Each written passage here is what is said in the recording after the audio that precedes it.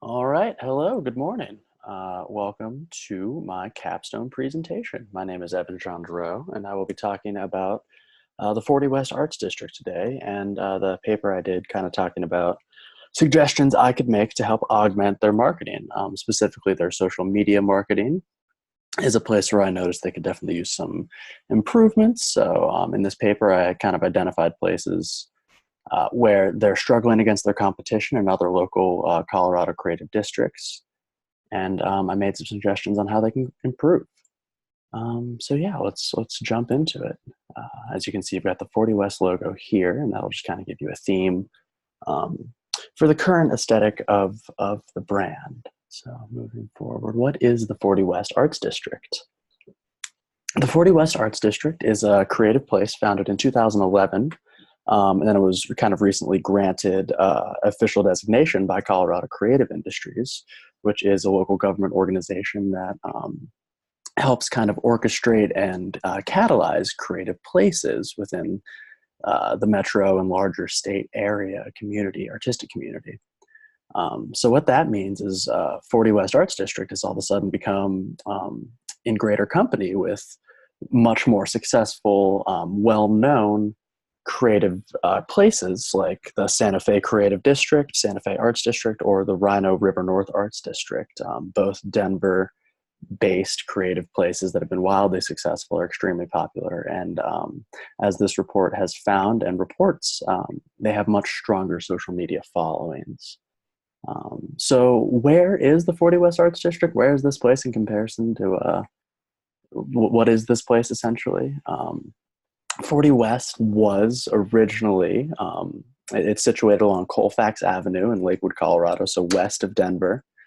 And Colfax Avenue is kind of where this artistic 40 West Arts District is located. It's all situated kind of up along here on the 40 West corridor.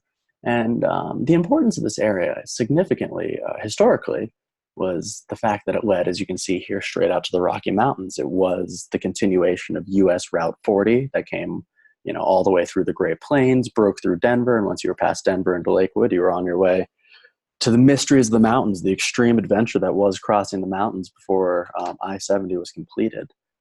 And I bring up I-70 because the change that I-70 had, the completion of that interstate, it completely changed the vibe and aesthetic of the area.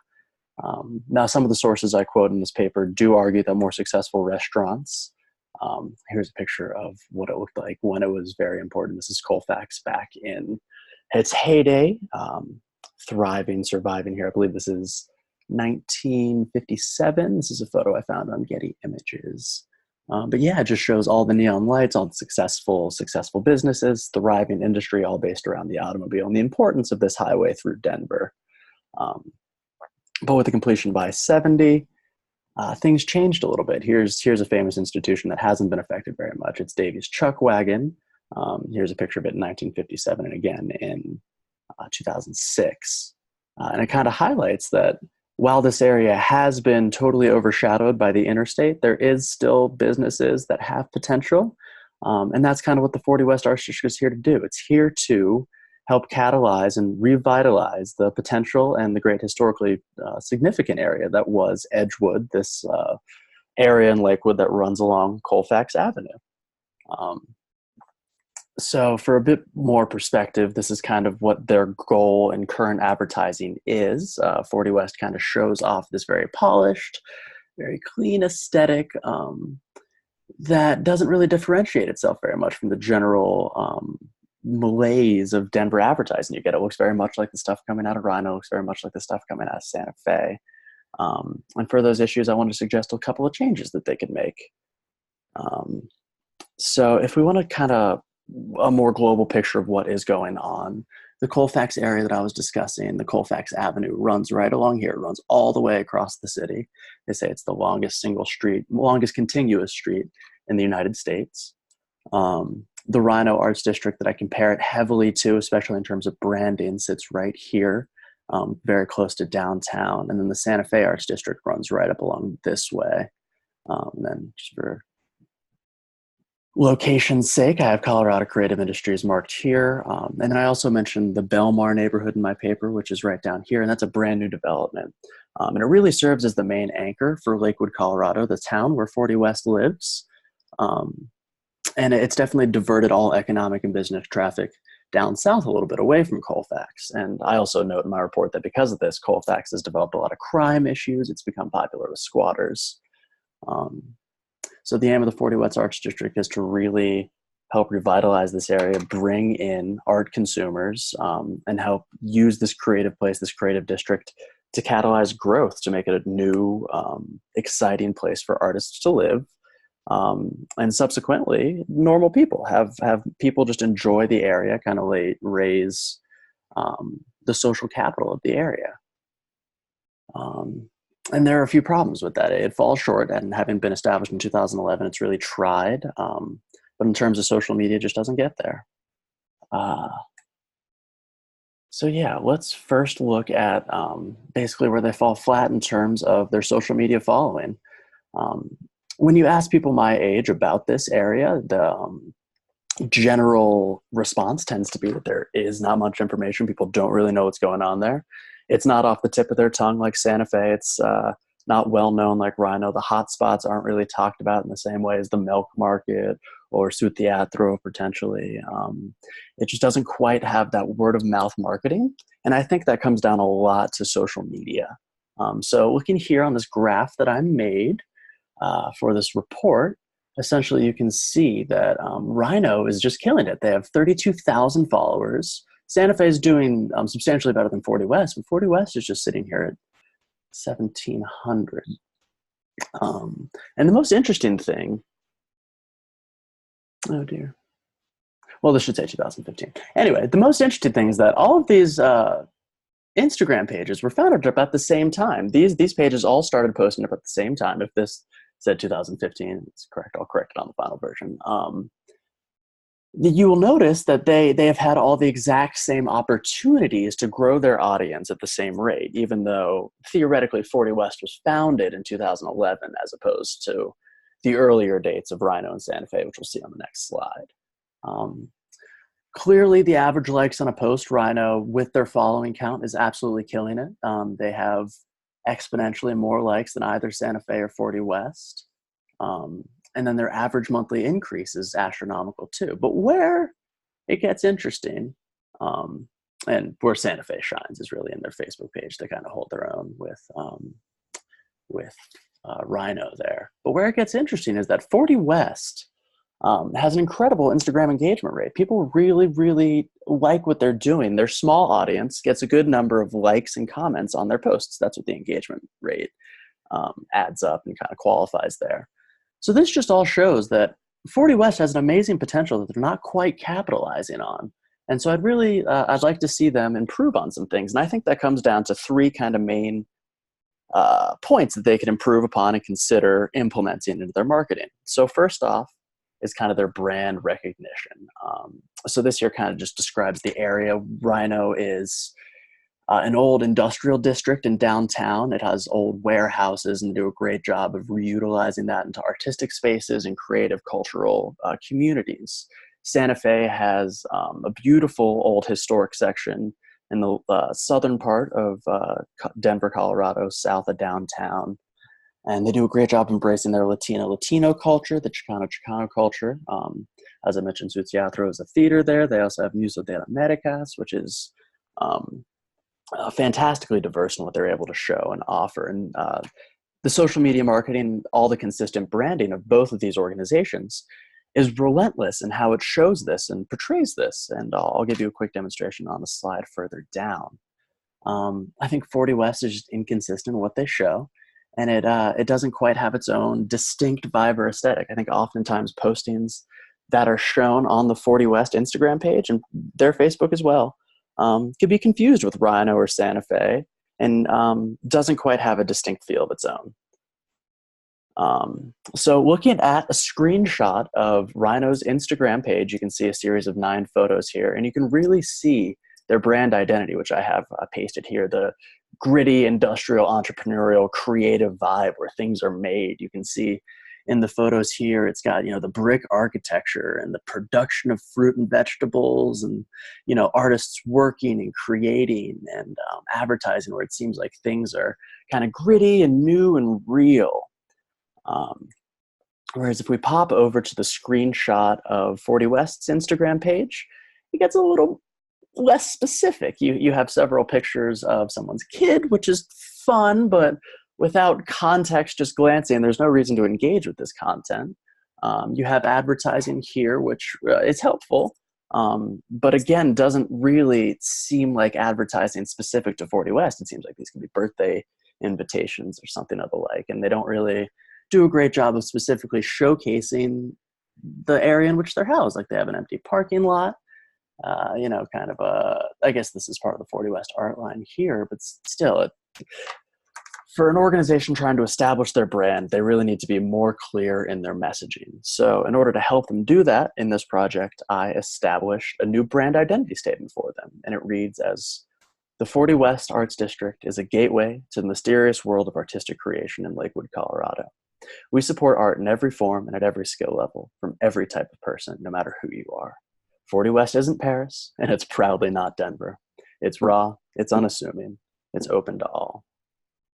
And with this brand statement, I think 40 West could really instill every piece of marketing with a consistency that'll really help new fans and a growing audience latch on and identify with what sets this district apart from either Rhino or Santa Fe. As I mentioned in the discussion section, 40 West is it's unassuming. Well, as I mentioned here in the brand statement, it's unassuming. It's built around shopping strips, shopping plazas, essentially. It's very suburban, and it's not quite as beautiful as Rhino. It's not quite as charming as Santa Fe, and it really needs to kind of embrace its normality. I think for a lot of people in Colorado, they live in areas that look a lot more like Lakewood and the 40 West corridor along Colfax than anywhere downtown. I think downtown's a very unique artistic vibe, and it's amazing they've capitalized on that. But 40 West has equally the same opportunity to capitalize upon its uniqueness, and I'd really like to see it do that a bit more strongly through the embracement of this brand statement here. Some obvious drawbacks are casting too wide of a net, which I mentioned, could turn off in broad one set of either the adult crowd or perhaps the family crowd. And there could really just be a lack of focus. But I think through proper planning and programming, that can be avoided. And I think there really are not a lot of downsides to just embracing specificity in your marketing, in your branding. So that's all I'm suggesting is just agreed upon organizational-wide specificity in this marketing based on this brand statement here. So moving forward, I also suggest some scheduling changes for the way that 40 West engages in their social media posting. They do a good job of posting every couple of days, but I think in terms of timing, they could really post early in the morning. I found some fascinating studies in this report just citing how much more engaged people are early in the morning, kind of early or in the early hours, the first time they check their social media. So if you're able to advertise them during that window, you're probably going to have a much higher likelihood of having that message stick and having your marketing mean a little bit more and getting a little bit more return on your investment with what you spend in your social media marketing. Some drawbacks are obviously posting too much, posting too consistently can turn people off. I know I'm guilty of unfollowing pages that post too consistently. So, it's all about, again, finding a balance. And finally, I think one of the most interesting things I've seen some local arts organizations do is kind of embrace influencers and work with already well-known, well-regarded artists and creators or creative types on social media platforms and kind of collaborate, do like a celebrity endorsement per se on your program and on your topics. So one good example I didn't actually mention in my paper, but I'd like to bring up here is the collaboration that the Clifford Still Museum did with famous tattoo artist Amanda Waka. Essentially, they had her come in and do a couple live tattoos. They set up a little tattoo studio in their makerspace and did this collaboration where through her marketing, she was able to fill the museum with interested fans of her work, and they were introduced to the work of Clifford Still at the same time. And simultaneously through social media marketing, it exposed the Clifford Still Museum page to a whole massive audience. So the thing I put together for the slideshow here is just kind of comparing the same post that the Clifford Still Museum made, you know, same content. Um, and then you can see the number of likes down here, 500 likes. And then you compare it to the collaboration done with Amanda Walkup right here, and you can see how that same like has grown exponentially, exposing it to an entirely new wide audience, really just opening it up to much more opportunities for catalyzation of word of mouth marketing, and just generally engaging Clifford Still into a conversation about tattoos, abstract tattooing, that wasn't necessarily a privy to before. And now it's part of this online conversation and a larger player in just the larger knowledge of the art world for art consumers. So I think 40 West could really benefit from considering similar tactics. I'm not necessarily saying they have to use a tattoo artist, but you know, it seems like potentially that could fit their brand image. But there are many organizations and businesses and creative types, all up and down the Colfax corridor, right next door to 40 West, that I'm sure would love to collaborate and you know, do some mutually beneficial marketing. So for future research in this project, I initially didn't have the Social Blade resources I wanted, and that's kind of where I got the Instagram engagement rate, the average likes, just kind of real cool analytical stuff from social media marketing. And I found that to be an awesome tool. But unfortunately, the way it works is you have to submit websites for them to start looking after, and then they'll kind of keep track of them for you after you make them aware of them. So in terms of the scope of this project, I only had 10 weeks of data. So if I were to do this project again in the future or suggest anyone else to, they could definitely utilize this source now that I've let the website know. It'll be gathering data infinitely into the future, so it'll just grow and grow stronger as a source moving forward. I mentioned in my paper that I would have really liked to do a financial comparison between Santa Fe, Rhino, and 40 West, but unfortunately because of the way that Santa Fe files its IRS 990 tax forms, it was really difficult to get a comparison. It seemed like 40 West and Rhino filed in a very, very similar manner. Their expenditures were similar, and they had similar line items that I could have compared, whereas Santa Fe was missing several of the line items, and their income seemed to be drastically underreported. I'm not necessarily sure what was going on there. And I would generally just encourage anyone to get more involved with Colorado creative industries and see what they have to say on this particular subject. I was able to get in touch with people at 40 West directly, but with the time limits I was given, great establishments at Colorado creative industries was never established. So definitely recommend that for the future.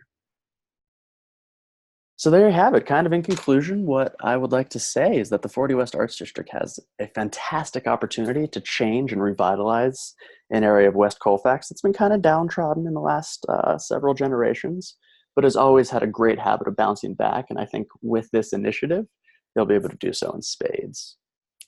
So yeah, just through the use of a strong branding message, social media influencers, and a tight schedule of posting, I think 40 West can get shoulder to shoulder, neck and neck with its local Denver artistic district competitors in Rhino and Santa Fe. Yeah, thank you for listening. I guess I just want to finish off by giving a quick shout out to 40 West. I mentioned that there was some ads on there, and this looks like a really cool event coming up here on first Friday, June 7th, if you guys are in Denver. Yeah, looks like they're going to have like art performers up and down the street, and just generally looks like a good time on first Friday. So I would really like to get out there, and I'll let you guys know if I'm doing that, and maybe I'll see you there. So thank you so much, and have a great day. It's been great doing this capstone process here at University of Denver. I appreciate everything. And here are my sources.